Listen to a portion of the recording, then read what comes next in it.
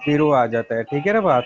तो ये जी जो सर। -1 और +1 है ये रूट्स हैं, क्लियर है बात। जी ये सर। आपने सोल्यूशन मुझे बताया है कि इसका सोल्यूशन +-1 है, ये आपने कैसे फाइंड किया? डायरेक्ट मेथड से सर। नहीं नहीं, डायरेक्ट मेथड से तो फाइंड किया है, शाबाश, लेकिन कैसे किया?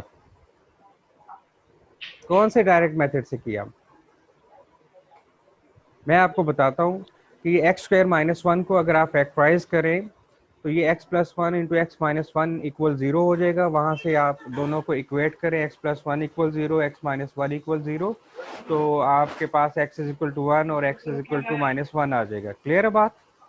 जी सर। ठीक है। इसी तरीके से अगर आप इस पर क्वाड्रेटिक फार्मूला अप्लाई कर दें तो भी इसका सोल्यूशन फाइंड किया जा सकता है। ठीक है कि नहीं बात? जी सर। और अगर आप इसकी क्या कहते हैं स्क्वायर जो है, ठीक, x minus sine x equal 0। अभी मैं सिर्फ ये कोर्स का इंट्रोडक्शन आपको दे रहा हूँ, कॉपी पेंसिल पास रखा करें, सारी चीज़ें स्लाइड्स पर आपको नज़र नहीं आएंगी लेकिन बहुत ज़्यादा चीज़ें नज़र आएंगी, ठीक है। छोटी मोटी चीज़ें जो है वो आप कॉपी पेंसिल रखा करें ताकि आपको थोड़ा सा समझ आए और वो जो लिखने की आदत है वो आपकी ख़त्म ना हो, ठीक है। मुझे बताएं आप, क्या ये x minus sine x equal 0 linear equation है या नॉन लीनियर इक्वेशन है? लीनियर। सर नहीं, लीनियर। लीनियर नहीं है, ये नॉन लीनियर इक्वेशन है। ये अगर आपको जहन में होगा, साइन एक्स का ग्राफ जो है वो एक स्ट्रेट लाइन नहीं होता, याद है? जी sir. Graph. Graph sine x का जहन में है ना? जी सर। तो क्योंकि साइन एक्स एक लीनियर फंक्शन नहीं है और एक्स लीनियर है, तो एक्स माइनस साइन एक्स एक नॉन लीनियर फंक्शन बन जाएगा, ठीक है। तो x माइनस साइन एक्स को आप कैसे सॉल्व करेंगे, आपको बिल्कुल भी कुछ नहीं पता, ठीक है। इसके लिए कोई डायरेक्ट मेथड नहीं है आपके पास। एफएससी में फर्स्ट ईयर की बुक में आपने कुछ ट्रिग्नोमेट्रिक इक्वेशंस सॉल्व की हैं, लेकिन उनसे तमाम की तमाम इक्वेशंस सॉल्व नहीं हो सकती। जैसा कि मैंने आपको बताया कि x minus sine x equal 0 एक नॉन लीनियर इक्वेशन है और इसका एग्जैक्ट सॉल्यूशन फाइंड करना पॉसिबल नहीं है। इसलिए हमें न्यूमेरिकल एनालिसिस की ज़रूरत है, इसलिए हमें इनडायरेक्ट मेथड्स की ज़रूरत है जिनसे हम इस प्रॉब्लम का कौन सा सॉल्यूशन फाइंड करेंगे? Approximate solution. ये अप्रोक्सीमेट सॉल्यूशन क्या होता है? शाबाश। अप्रोक्सीमेट सॉल्यूशन ऐसा सॉल्यूशन होता है जिसमें एरर होती है, जबकि एग्जैक्ट सॉल्यूशन ऐसा सॉल्यूशन होता है जिसमें एरर 0 होती है, ठीक है। एरर क्या होता है? अप्रोक्सीमेट सॉल्यूशन और एग्जैक्ट सॉल्यूशन का डिफरेंस होता है। क्लियर? जी सर। Sir clear. ओके। इसके अलावा अगर आपके पास कोई एक्सपोनेंशियल इक्वेशन है, for example x plus e raise to power x equal 0, ये मैं जस्ट एग्जांपल्स आपके सामने बोल रहा हूँ आसान आसान, ताकि आप जल्दी से कॉपी पेंसिल पे लिख सकें, ठीक है। x minus e raise to power x equal 0, ये भी एक नॉन लीनियर इक्वेशन है। इस इक्वेशन को हम एक्सपोनेंशियल इक्वेशन कहते हैं, जबकि इससे पहले जो इक्वेशन मैंने आपको बताई थी x minus sine x equal 0, ये एक ट्रिग्नोमेट्रिक इक्वेशन थी। क्लियर है बात? तो ये एक्सपोनेंशियल इक्वेशन को कैसे सॉल्व करना है, इसके लिए आपके पास कोई डायरेक्ट मेथड नहीं है, ना इसकी आप फैक्टराइजेशन कर सकते हैं, ना क्वाड्रेटिक फार्मूला, ना आप स्क्वायर कंप्लीट कर सकते हैं, इसलिए हम इसको इनडायरेक्ट मेथड से सॉल्व करेंगे। क्लियर बात? Yes sir. इसके अलावा आपके पास एक लॉगरिथमिक इक्वेशन होती है। लॉगरिथमिक इक्वेशन ऐसी इक्वेशन को हम कहते हैं जिसमें लॉगरिथम इन्वॉल्व होते हैं। For example x minus l n x equal 0। ये तमाम इक्वेशंस में मैंने x minus l n x, x minus e raised to power x, x minus sine x बोला है, जस्ट फॉर एग्जांपल है, ठीक है, कुछ भी हो सकता है। क्लियर बात? तो x minus l n x equal 0 ये एक लॉगरिथमिक इक्वेशन है, ये भी नॉन लीनियर इक्वेशन है क्योंकि इसका ग्राफ भी स्ट्रेट लाइन नहीं होता। क्लियर है बात?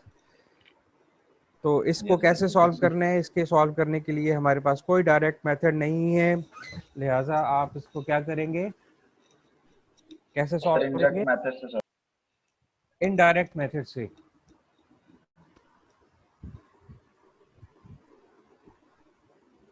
क्लियर है बात? Yes sir clear. Yes, sir. Sir clear. ठीक है। आवाज आ रही है? जी सर क्लियर है। Yes, sir. जी सर। ओके। अच्छा, तो इसके बाद हमारे पास जो नेक्स्ट चैप्टर है वो है numerical solutions of system of linear equations. System of linear equations आप लोगों ने पहले भी पढ़ी हैं, मैट्रिक में भी पढ़ी हैं, मैट्रिक से पहले भी पढ़ी हैं। कोई मेथड बताएं सिस्टम ऑफ लीनियर इक्वेशंस को सॉल्व करने के लिए। शाबाश। सर जी क्रैमर रूल क्रैमर रूल, शाबाश। और ज़रबी माकूस वाला सर जी। वो कौन सा मेथड है? शाबाश। इनवर्स सर जी। इन्वर्स मेथड, इन्वर्जन मेथड उसको कहते हैं। और sir equating coefficient method. Equating coefficient method. और elimination method. Gauss elimination method और गॉस जॉर्डन मेथड। ठीक है। आपने सबसे पहले 8th क्लास में गालिबन पढ़ा होगा साइमल्टेनियसली सिस्टम्स को सॉल्व करना। आपके पास दो इक्वेशंस होंगी लीनियर, एक में से x की वैल्यू निकाल के दूसरी में पुट करके x एलिमिनेट हो जाएगा, वहां से y निकालेंगे, फिर y दूसरी इक्वेशन में पुट करके x निकाल लेंगे। क्लियर है बात?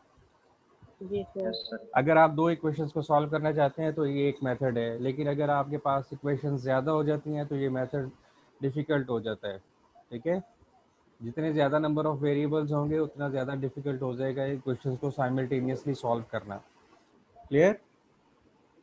जी इसके सर। बाद आपने मैट्रिक में इन्वर्जन मेथड पढ़ा था, जिसमें हम सिस्टम ऑफ लीनियर इक्वेशन को मैट्रिक्स फॉर्म में लिखते हैं, यानी कि AX = B। यहाँ पर A क्या चीज़ है? ये मैट्रिक्स ऑफ कोफिशिएंट है। x क्या चीज़ है? अननोन मैट्रिक्स है। जबकि b क्या है? कांस्टेंट मैट्रिक्स है। कोस। ठीक है ना बात? अगर आपके पास मैट्रिक्स A एक नॉन सिंगुलर मैट्रिक्स है, ठीक है, नॉन सिंगुलर मैट्रिक्स क्या होता है?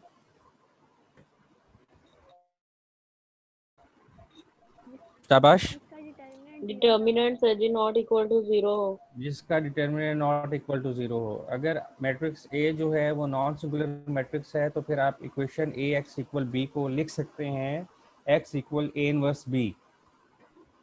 जी सर जी। लिख सकते हैं ना, x = A A inverse inverse B। B. फिर आप A इनवर्स फाइंड करके B से मल्टीप्लाई कर देते हैं तो आपको x मिल जाता है। इसको हम कहते हैं इन्वर्जन मेथड। क्लियर? जी सर जी। इसके बाद आपने क्रैमर रूल भी पढ़ा हुआ है। क्रैमर रूल भी सिस्टम ऑफ लीनियर इक्वेशंस को सॉल्व करने का एक मैट्रिक्स टेक्निक है। इसके अलावा आपने गॉस एलिमिनेशन मेथड पढ़ा है, BSc में, FSc में भी है, और फिर गॉस जॉर्डन मेथड पढ़ा है। क्लियर? ये मैंने अभी आपको 5 मेथड बताए हैं सिस्टम ऑफ लीनियर इक्वेशंस को सॉल्व करने के लिए। ये सारे के सारे डायरेक्ट मेथड्स हैं, क्योंकि हमें इनसे प्रॉब्लम के एग्जैक्ट सॉल्यूशन मिलते हैं। क्लियर? जी सर। अच्छा, ये एरर क्या होता है? अभी मैंने थोड़ी देर पहले बताया था। सर अप्रोक्सीमेट सॉल्यूशन और एग्जैक्ट सॉल्यूशन का डिफरेंस होता है। हाँ, शाबाश। अच्छा, आपके पास एक फ्रैक्शन है 1/2, ये इक्वल होती है किसके? 0.5 5। के। आपके पास एक फ्रैक्शन है 3/2, ये किसके इक्वल है? 1.5। 1.5। 1.5। ये दोनों फ्रैक्शन एग्जैक्टली 0.5 और 1.5 के इक्वल हैं। ऐसे ही है। जी सर जी जी। सर। Yes, sir. जबकि अगर आपके पास एक फ्रैक्शन है 2/3, ये एग्जैक्टली किसी भी डेसिमल रिप्रेजेंटेशन के इक्वल नहीं है। ये अप्रॉक्सीमेटली इक्वल है 0.67 के। क्लियर है बात? जी सर जी। ऐसे ही है। जी अगर सर। आप सिस्टम ऑफ लीनियर इक्वेशंस को सॉल्व करते हुए आपके पास फ्रैक्शंस आ जाती हैं, फॉर एग्जांपल आपके पास 2/3 आ जाता है और आप 2/3 की जगह पर लिख देते हैं 0.67 और फिर सिस्टम को सॉल्व करते हैं, ठीक है, तो जी फिर जी जो सर। आपके पास सॉल्यूशन आएगा वो एग्जैक्ट नहीं होगा। उसमें एरर आ जाएगी, क्योंकि आपने 2/3 की जगह पर लिख दिया 0.67, और 0.67 एग्जैक्टली 2.2/3 के इक्वल नहीं होता। क्लियर है बात? Yes, sir. तो ये जो एरर आएगी इसको हम कहते हैं राउंड ऑफ एरर। क्या कहते हैं? Round Round of of error. error. Round of error, क्योंकि हमने 2/3 की जगह 0.67 को लिखा है। 0.67 हमने सेकंड डेसिमल पे राउंड ऑफ कर लिया था, 2 डेसिमल के बाद उसको स्टॉप कर दिया। क्लियर है ना बात? तो इसको इसकी वजह से जो एरर आएगी वो राउंड ऑफ एरर है। ठीक है, जिस एरर की हम पहले बात कर रहे थे वो एरर मेथड्स की वजह से आती है, राउंड ऑफ करने से भी एरर आती है। ठीक है, लेकिन न्यूमेरिकल एनालिसिस में जो एरर आती है वो मेथड्स की वजह से आती है। आप न्यूमेरिकल एनालिसिस में जो मेथड्स पढ़ेंगे उसमें आप फ्रैक्शन को राउंड ऑफ करें या ना करें, एरर तब भी आएगी, वो ड्यू टू मेथड्स होती है। क्लियर? जी सर। कोई कंफ्यूजन? No sir, clear. अच्छा, नेक्स्ट चैप्टर जो है वो हमारे पास ऑपरेटर है। ये ऑपरेटर क्या होते हैं, ये प्री रेक्विजिट है हमारे लिए। जो नेक्स्ट चैप्टर होगा, चैप्टर नंबर 4, उसके लिए जब ये हम आएगा तो फिर हम पढ़ेंगे। ठीक है, फिर मैं आपको बताऊंगा इसमें क्या चीज़ें हैं। नेक्स्ट चैप्टर है हमारे पास इंटरपोलेशंस एंड पॉलिनोमियल अप्रॉक्सीमेशंस। ठीक है, ये इंटरपोलेशन क्या होता है, पॉलिनोमियल अप्रॉक्सीमेशन क्या होता है, आप एक एग्जांपल सुने। फॉर एग्जांपल, आप फैसलाबाद से लाहौर जा रहे हैं। ठीक है, जी सर। और मैं आपसे कहता हूं कि आप हर 10 मिनट बाद गाड़ी की स्पीड नोट करेंगे। हर 10 मिनट के बाद गाड़ी की स्पीड नोट करेंगे। ठीक है, तो इस तरीके से जी। आपके पास एक टेबल बन जाएगा टाइम और स्पीड के बिटवीन। ठीक है, हर जी सर। 10-10 मिनट बाद आपने स्पीड नोट की है। ठीक है, तो कभी स्पीड ज़्यादा होगी, कभी कम होगी। क्लियर है बात? और जी ये सर। टेबल बनाने के बाद मैं आपसे कहता हूँ कि अब मुझे ज़रा बताएं कि 15 मिनट बाद गाड़ी की स्पीड क्या थी। ठीक है ना बात? तो 15 मिनट पे तो आपने नोट ही नहीं की थी, आपने तो 10-10 मिनट के वक्फे के साथ नोट की थी। ठीक है, तो जिस मेथड से आप ये कैलकुलेशंस करेंगे 15 मिनट के बाद स्पीड मुझे बताएंगे, उसको हम इंटरपोलेशन कहते हैं। उस प्रोसेस को हम इंटरपोलेशन कहते हैं। क्लियर है बात?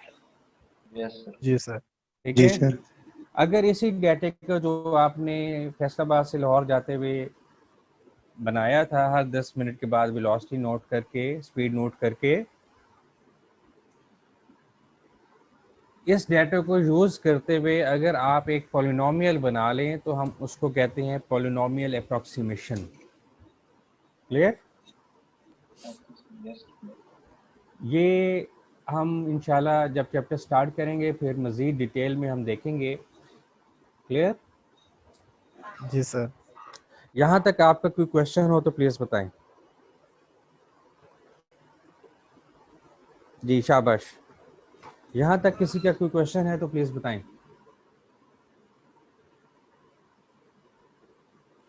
जी, कोई नहीं? No sir, no sir, clear है सर। शाबाश। इसके बाद हमारे पास ये रिकमेंडेड बुक्स हैं। ये पहली बुक जो आपको नज़र आ रही है ये बहुत इंपॉर्टेंट बुक है, बहुत अच्छी बुक है, इंटरनेशनल लेवल पे पढ़ाई जाती है। ठीक है, तो मैं आपको सजेस्ट करूँगा ये बुक आप लोग ज़रूर ख़रीदें। अच्छी किताबें ले लिया करें, ये बाद में काम आती हैं। ठीक है, अभी से इनको देखना शुरू करेंगे तो इंशाल्लाह 4-5 सालों में कुछ कुछ आपको समझ आने लग जाएगी। ठीक है, बाद में भी आप लोगों ने लेनी है। ठीक है, तो अभी से आहिस्ता आहिस्ता ले लें। तो ये बहुत अच्छी बुक है। ठीक है, न्यूमेरिकल एनालिसिस एडिशन मैंने इसका कोई नहीं लिखा, जो भी आपके पास लेटेस्ट एडिशन अवेलेबल हो मार्केट में वो आप ले लें। तो ये सॉफ्ट फॉर्म में भी मिल जाती है वेबसाइट पर, गूगल पे आप सर्च करें तो मिल जाएगी। ठीक है, मैं अगर कहेंगे तो मैं भी आपको सेंड कर दूंगा ग्रुप में। ठीक है, ठीक है। Yes, sir. जी सर। जी सर, सेंड कर देंगे आप। ये एक दूसरी बुक है, न्यूमेरिकल मेथड्स हैं, ये चापड़ा और कैनल की है। ठीक है, ये भी अच्छी बुक है, अगर आप लेना चाहें तो ले लें। बहरहाल मैं पहली वाली को रिकमेंड करूँगा, वो आप ज़रूर लें। और ये तीसरी बुक जो है ये ज़रा आसान है, ये इंडियन ऑथर है, वेदा मूर्ति, न्यूमेरिकल मेथड्स है, ठीक है। ये भी आप ज़रूर लें, पहली और तीसरी बुक आप ज़रूर लें, ठीक है। पहली बुक ज़रा मोटी सी है, तीसरी ज़रा आसान आसान से लिखी हुई है, हमारे स्टाइल में ज़रा लिखी हुई है, तो हमें ज़रा जल्दी समझ आ जाती है, लेकिन पहली वाली ज़रूर लें आप, ठीक है। और ये नंबर 4 पे जो है ये आपके पास एक कैलकुलेटर है, न्यूमेरिकल एनालिसिस करने के लिए कैलकुलेटर का होना बहुत ज़रूरी है, बगैर कैलकुलेटर के आप ये कोर्स नहीं पढ़ सकते, ठीक है।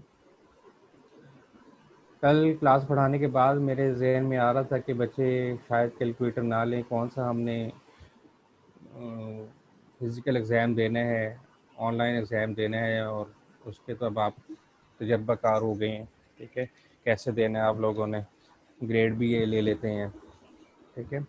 तो अगर ऐसा सोचेंगे तो फिर ये आपके लिए काफ़ी ज़्यादा नुकसानदेह होगा। सेमेस्टर तो गुजर भी जाएगा, ए ग्रेड भी शायद आप लोगों का आ जाएगा, लेकिन फ्यूचर में फिर आपको प्रॉब्लम होगी। कौन सा कोर्स जिस तरीके से पढ़ना ज़रूरी है उसको उसी तरीके से पढ़ें, ताकि आपको ये एमएससी करने का, पढ़ने का फ़ायदा हो, ठीक है ना बात। ये सारी ज़िंदगी तो इंशाल्लाह नहीं ऑनलाइन क्लासेस होंगी, दुआ करें जल्दी हम इससे छूट जाएं, ठीक है। जी सर। तो ये कैलकुलेटर जो है ये बहुत ज़रूरी है, इसकी मैं तस्वीर भी मैंने यहाँ पे लगाई हुई है ताकि आपको समझ आ जाए कौन सा कैलकुलेटर लेना है। ये तकरीबन 1500 रुपये का कैलकुलेटर है, इसका मॉडल मैंने पीछे लिखा था, यहाँ नज़र भी आ रहा है स्क्रीन पर, FX991EX क्लास विज कैलकुलेटर है। ये आपने ना कंप्लीट फंक्शन वाला लेना है, ठीक है। कंप्लीट फंक्शन से क्या मुराद है, अगर आप ये देखें मेरा कर्सर आपको नज़र आ रहा होगा, ये यहाँ पर एक बटन पर लिखा हुआ है CALC, नज़र आ रहा है। जी सर। जी Yes, sir. sir. Yes sir. इसको कैलकुलेट कहते हैं, ठीक है। अगर आप कैलकुलेटर पे इक्वेशन लिखें, फॉर एग्जांपल x² - 2, तो वो उस इक्वेशन को सॉल्व करके भी आपको बता सकता है, ठीक है। आप उसमें कोई x की वैल्यू पुट करेंगे तो वो उसका आंसर भी बता सकता है, ठीक है। इसमें ये इंटीग्रेशन की भी ऑप्शन है, डेरिवेटिव की भी ऑप्शन है, और ये इस कैलकुलेटर के बहुत से फंक्शन हैं जो जब आप लेंगे तो आपको अंदाज़ा होगा, और ये बहुत ज़रूरी है आपके लिए, ठीक है। Okay, okay sir. ठीक है, शाबाश। नेक्स्ट इंशाल्लाह हम चैप्टर नंबर 1 स्टार्ट करते हैं, numerical solutions of non linear equation. जैसा कि मैंने अभी थोड़ी देर पहले आपको बताया था, नॉन लीनियर इक्वेशन क्या होता है। ये एक ऐसी इक्वेशन होती है जिसकी डिग्री 1 से ज़्यादा होती है, ठीक है। लीनियर इक्वेशन की डिग्री 1 होती है, जबकि नॉन लीनियर इक्वेशन की डिग्री 1 से ज़्यादा होती है। क्लियर है बात, जी ठीक है। सर। तो जैसे मैंने आपको पहले बताया, x² - 1 = 0 नॉन लीनियर इक्वेशन है, x - sin x non linear equation है, x - sin x को हम ट्रिग्नोमेट्रिक इक्वेशन कहते हैं, जबकि x - e⁻x = 0 ये भी एक नॉन लीनियर इक्वेशन है, और इस इक्वेशन को हम क्या कहते हैं, एक्सपोनेंशियल। Exponential equation. इसके अलावा x - ln x = 0 है, ये भी एक नॉन लीनियर इक्वेशन है, और इसको हम क्या कहते हैं, लॉगरिथमिक इक्वेशन कहते हैं। क्लियर है बात। तो इस किस्म की Yes. तमाम नॉन लीनियर इक्वेशंस के सॉल्यूशन जो हैं, अप्रॉक्सीमेट सॉल्यूशंस जो हैं, वो इस चैप्टर में हम पढ़ेंगे, ठीक है। अप्रॉक्सीमेट सॉल्यूशंस कह दें या नॉन लीनियर सॉल्यूशंस कह दें, एक ही बात है। अभी आपने मुझे बताया था कि x² - 1 = 0 का जो सॉल्यूशन है वो +-1 है, और जो इसके एग्जैक्ट सॉल्यूशन है। क्लियर। जी सर। और फिर आपने ये भी मुझे बताया था कि x - 1 x² - 1 = 0 के सॉल्यूशन क्यों हैं, क्योंकि ये इसको सेटिस्फाई करते हैं, ठीक है। जी सर। अब मेरा अगला क्वेश्चन है कि ग्राफिकली सॉल्यूशन से क्या मुराद है, किसी इक्वेशन के सॉल्यूशन का ग्राफिकल मीनिंग क्या होगा।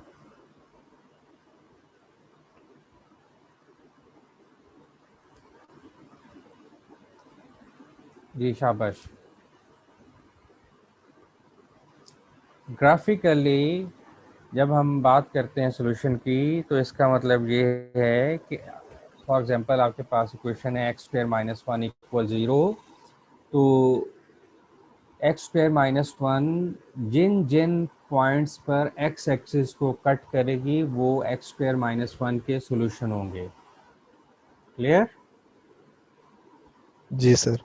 ठीक है, एक्स स्क्वायर माइनस वन का अगर हम ग्राफ स्केच करें तो ये ग्राफ एक्स एक्सिस को किन पॉइंट्स पे कट करेगा?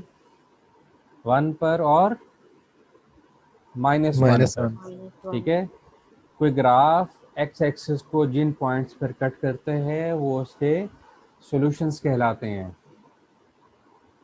क्लियर है बात? Yes, sir. यस ठीक सर। है, उनको हम क्या कहते हैं? सॉल्यूशन कहते हैं।